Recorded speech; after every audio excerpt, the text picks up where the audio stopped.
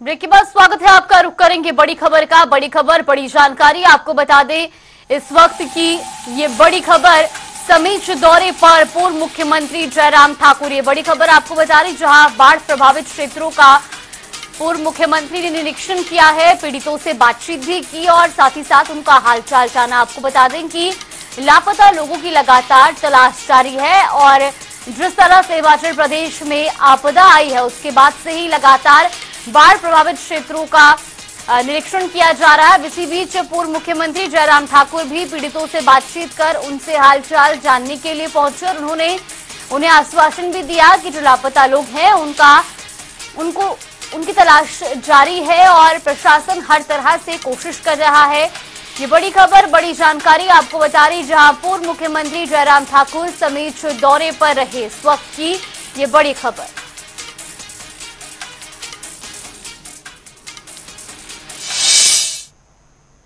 के कारण पूरा हिमाचल प्रदेश जो है वो चिंतित है।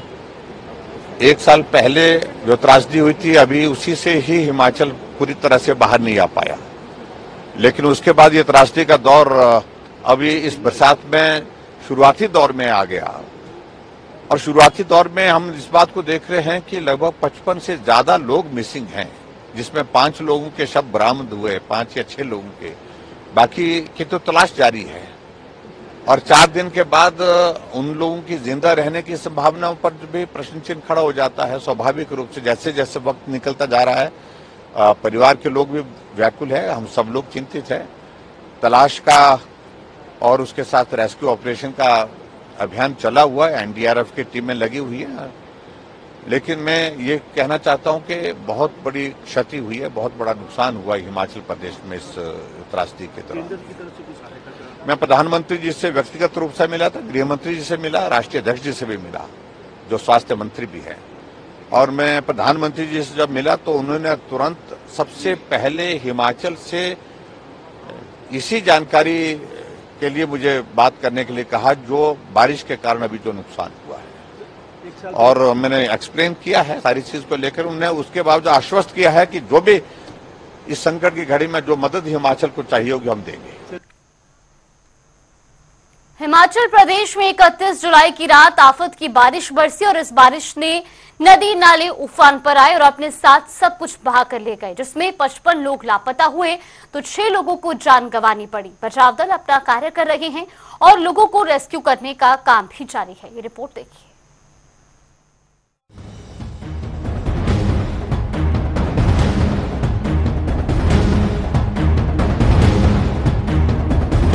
हिमाचल में गर्मियों के सीजन के बाद लोगों को बारिश की ठंडी फुहारों के लिए मानसून का बेसब्री से इंतजार रहता है। ये इसलिए कि मानसून सीजन में आसमान से धरती पर पड़ने वाली बूंदें अपने साथ हरियाली और ताजगी लाती है, लेकिन अब यही बूंदें एक साथ मिलकर भारी बारिश के रूप में बरसती है तो अपने साथ तबाही लाती है। हिमाचल में भी ऐसा ही कुछ देखने को मिला है। उस वक्त जब लोग चैन की नींद अपने घरों में सो रहे थे तो अचानक से आसमान से आफत के बादलों ने एक साथ बरसकर तबाही ला दी। 5 जगह बादल फटने की घटनाओं से नालों में आई बाढ़ कई घरों को अपने साथ बहाकर ले गई, जिसमें 53 लोग भीषण बाढ़ की चपेट में आकर लापता हो गए। अब तक सर्च ऑपरेशन में 6 शव बरामद हुए, लेकिन अभी भी 47 लापता लोगों को उनके अपनों की आंखें मलबे और पत्थरों के ढेरों में इस उम्मीद के साथ तलाश रही है कि शायद चमत्कार हो, कोई जिंदगी निकल आए। जिनकी तलाश में स्थानीय प्रशासन समेत एनडीआरएफ और सुरक्षा बल तैनात है। इस बीच कमांडेंट होमगार्ड आरपी नेप्टा ने हमें जानकारी दी है कि ये तलाशी अभियान युद्ध स्तर पर चलने वाला है, जिससे जो भी लोग इस तबाही में फंस गए हैं उन्हें जल्द रेस्क्यू कर निकाला जा सके। ब्यूरो रिपोर्ट, जनता टीवी। और जी रुख करेंगे बड़ी खबर की ओर। बड़ी खबर, बड़ी जानकारी आपको बता दें, हिमाचल के पूर्व मुख्यमंत्री की आज 118वीं जयंती। ये बड़ी खबर आपको बता रही, जहां स्वर्गीय डॉक्टर यशवंत सिंह परमार की आज 118वीं जयंती है। प्रदेश भर में कई कार्यक्रम भी आयोजित किए गए हैं। मुख्यमंत्री सुखविंदर सिंह सुक्खू ने पूर्व सीएम को श्रद्धांजलि अर्पित की और साथ ही उन्होंने इस दौरान बयान भी दिया। उन्होंने कहा कि आत्मनिर्भर हिमाचल बनाने का डॉक्टर परमार का सपना था। वर्तमान प्रदेश सरकार सपने को साकार करने के लिए लगातार कार्यरत है। सीएम सुक्खू ने आपदा पर भी बयान दिया। उन्होंने कहा कि आपदा में प्रदेश को लगभग 700 करोड़ का नुकसान हुआ है। 55 लोग अभी भी लापता हैं, जिनका लगातार सर्च ऑपरेशन जारी है। पूर्व मुख्यमंत्री की आज 118वीं जयंती के मौके पर मुख्यमंत्री सुखविंदर सिंह सुक्खू ने उन्हें श्रद्धांजलि अर्पित की।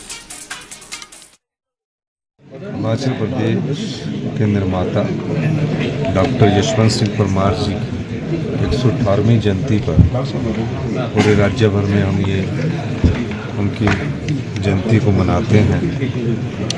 और उनका जो विजन था, जो वृत्त चित्र आपके सामने प्रस्तुत किया गया, जिसमें उनके उस समय के विचार थे कि हिमाचल आत्मनिर्भर बने, हिमाचल समृद्धशाली प्रदेश बने। हमारी सरकार के 2 बजट प्रस्तुत हुए, दोनों बजट में आत्मनिर्भर हिमाचल की झलक आपको नजर आएगी। हम व्यवस्था परिवर्तन के इस दौर से गुजर रहे हैं।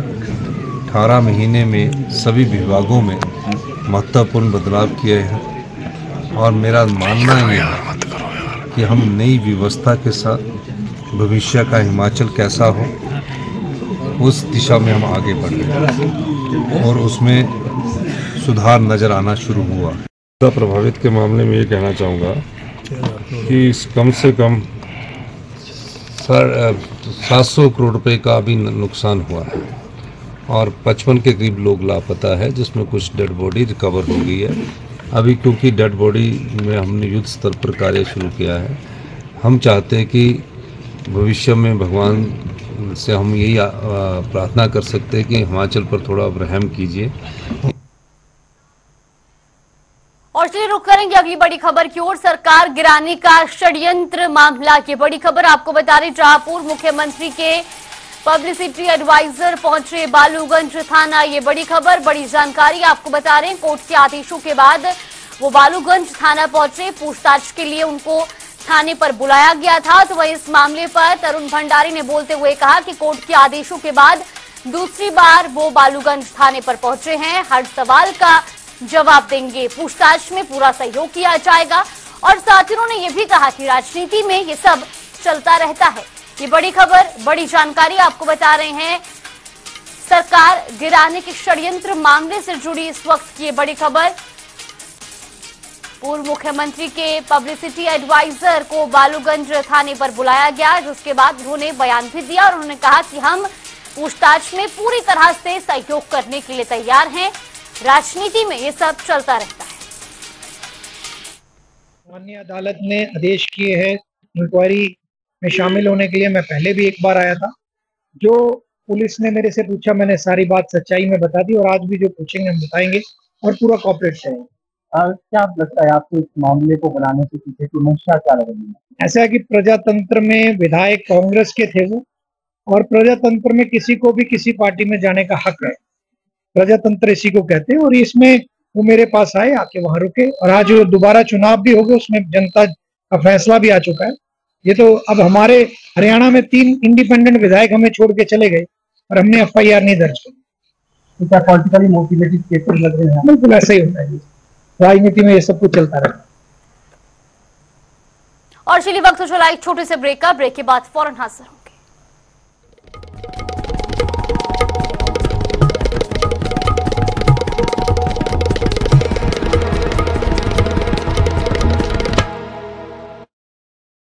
हम हरियाणवी अब 100% धुआं मुक्त रसोई में खाना बनाते हैं। हमारा हरियाणा, नॉन स्टॉप हरियाणा।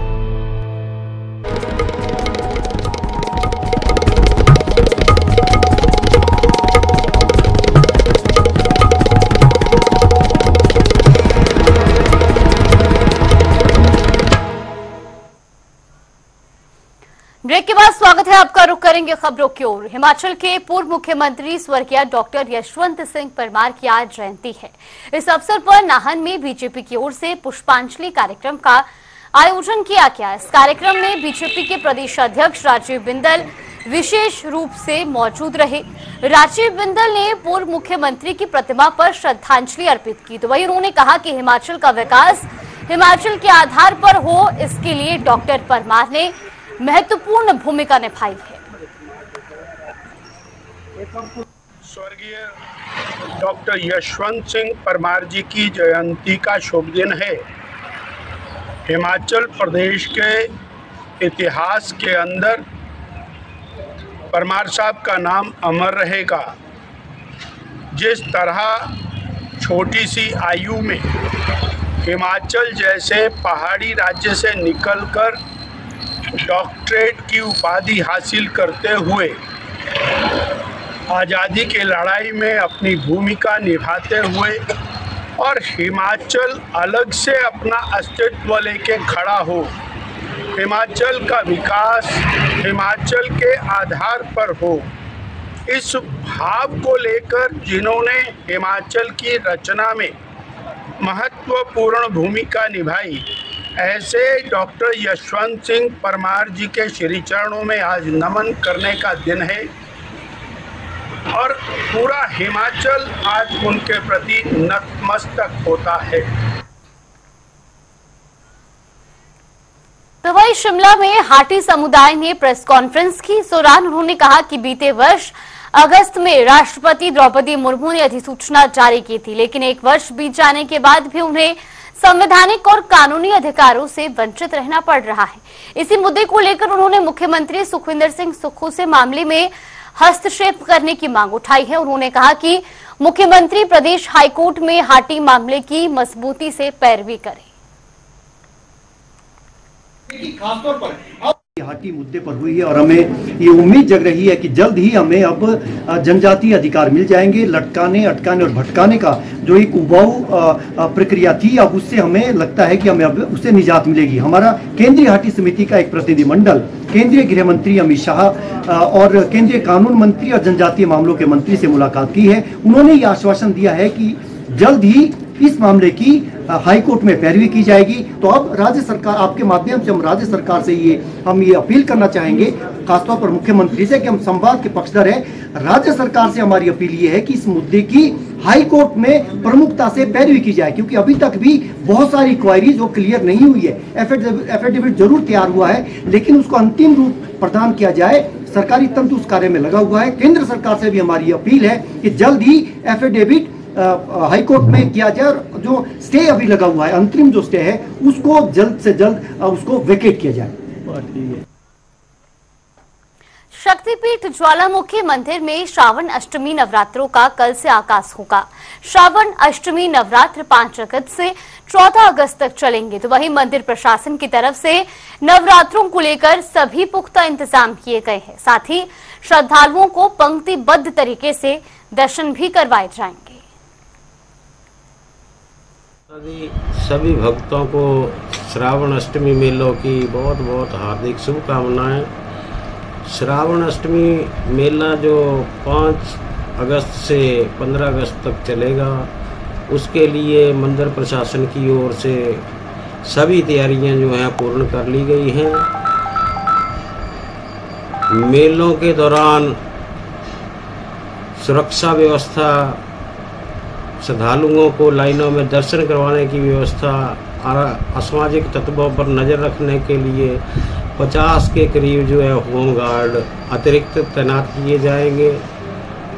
50 के करीब ही सफाई व्यवस्था, शहर की सफाई व्यवस्था, मंदिर परिसर की सफाई व्यवस्था को सुचारू करने के लिए कर्मियों की नियुक्ति की जाएगी और मंदिर को इस अवसर पर रंग बिरंगी लाइटों से सजाया गया। तो माता के श्रावण मास के नवरात्रों की बहुत बहुत बधाइयाँ और शुभकामनाएँ। मंदिर श्री ज्वालामुखी में जो है श्रावण मास के नवरात्रे शुरू हो रहे हैं, इसी के ही प्रतिरूप मंदिर को बहुत ही सुंदर लाइटों से सजाया गया है और इस नवरात्रों में हमारे पंजाब के ग्रामीण इलाकों के जो हैं लोग बड़ी श्रद्धा के साथ माता जी के यहाँ पर दर्शनों के लिए आते हैं। पहले लोग दंडवत करके आते थे, कुछ लोग इसमें जो है साइकिलों पर आ रहे हैं, कुछ जो है मोटरसाइकिल पे आ रहे हैं, और ये लोग बड़े ही श्रद्धा भाव से पंक्तिबद्ध होकर माता जी के दर्शनों का लाभ लेते हैं। चलिए अपना हिमाचल में फिलहाल के लिए बस इतना ही। यहाँ पे रुकते हैं छोटे से ब्रेक।